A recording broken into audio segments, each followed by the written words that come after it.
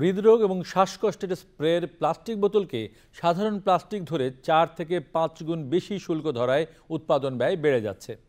একথা তুলে ধরে বাংলাদেশ ওষুধ শিল্প সমিতির সভাপতি আব্দুল মুক্তাদির আগামী বাজেটে শিল্পের মূল উপাদানগুলোর আমদানি শুল্ক নির্ধারণের ক্ষেত্রে সুবিবেচনার অনুরোধ জানিয়েছেন।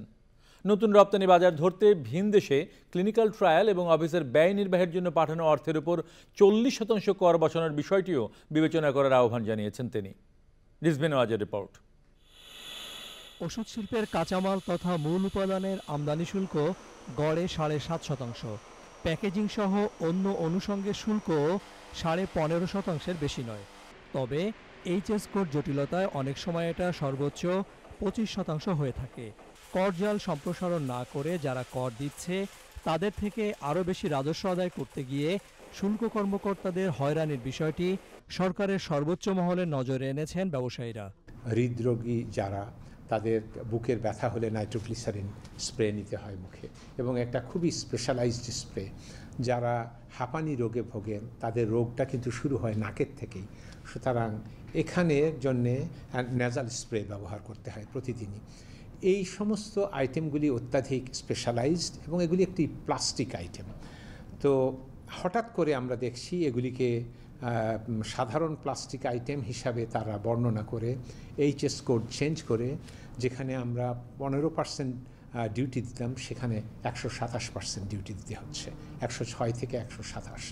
তার ফলে আমাদের একটি নেজাল স্প্রে যদি আমরা কিংবা একটি নাইট্রোগ্লিসারিন স্প্রে যদি আমরা মনে করেন 100 টাকায় বিক্রি করি, সরকার করই নিয়ে যাচ্ছে এখানে হয়তোবা 60 টাকা কি 65 টাকা, এবং আমাদের এটা তৈরি করতে খরচ হচ্ছে 130-40 টাকা, কিন্তু আমাদের বিক্রি করতে হচ্ছে 100 টাকায়।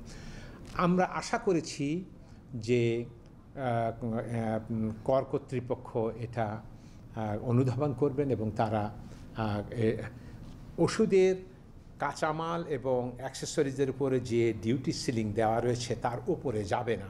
ওষুধ শিল্প খাতের নেতারা আশা করছেন বরাবরের মতো আগামী বাজেটও এনবিআর ওষুধ শিল্প সমিতির যৌক্তিক চাওয়াগুলো মেনে নেবে। প্রত্যেক দেশেই রেজিস্ট্রেশনের জন্য ফিস দিতে হয় প্রতিটি দেশে, এবং এটার জন্য ক্লিনিক্যাল ট্রায়াল করতে হয়, বায়োইকুইভ্যালেন্স স্টাডি করতে হয়, এবং প্রতিটি ওষুধের ক্ষেত্রে প্রতিটি আইটেমের ক্ষেত্রে প্রায় $50,000-60,000 থেকে শুরু করে $2-3 লক্ষ পর্যন্ত আমাদের বিনিয়োগ করতে হয়। কিন্তু আমরা যখনই এটা বাইরে টেস্টিংয়ের জন্য, ক্লিনিক্যাল ট্রায়ালের জন্য এটা করি, কিংবা মনে করেন আমাদের দেশের বাইরে যারা বিভিন্ন কোম্পানির ব্রাঞ্চ করেছে তাদের বেতন দিতে চাই সেই দেশে, তখন আমাদেরকে এই বিনিয়োগের উপরে ট্যাক্স এবং ভ্যাট দিয়ে প্রায় 40% দিতে হয়।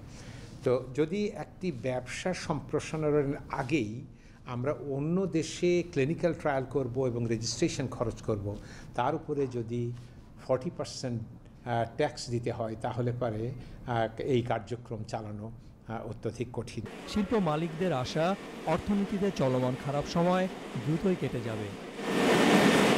17 কোটি মানুষের দেশে ওষুধের যে চাহিদা তার 98% পূরণ হয় এদেশে তৈরি কারখানার ওষুধ দিয়ে। উদ্যোক্তারা বলছেন সরকার নীতি সহায়তা দিয়ে আসছে, কিন্তু সাম্প্রতিক সময়ে ডলারের দাম বৃদ্ধি সহ এনবিআরের শুল্কায়নের যে জটিলতা, বিশেষ করে কাঁচামালের আমদানি শুল্কের যে জটিলতা, সেটি যদি সরকার আরেকটু উদ্যোক্তা বান্ধব হয় তাহলে কম দামে ভোক্তাকে ওষুধ দেওয়া সম্ভব হবে। রিজভিন আওয়াজ, চ্যানেল আই, জিরাবো, সাভার।